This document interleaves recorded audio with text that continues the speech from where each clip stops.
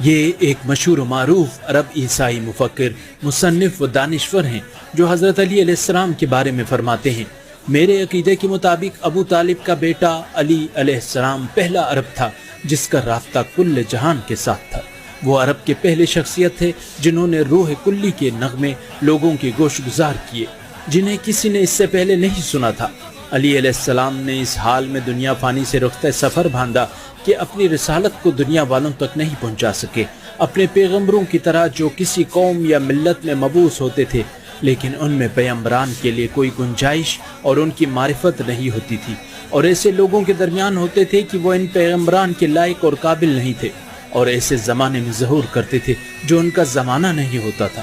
اس کام میں خدا کی کوئی مصلحت پوشیدہ ہے کہ خدا خود دانا تر ہے۔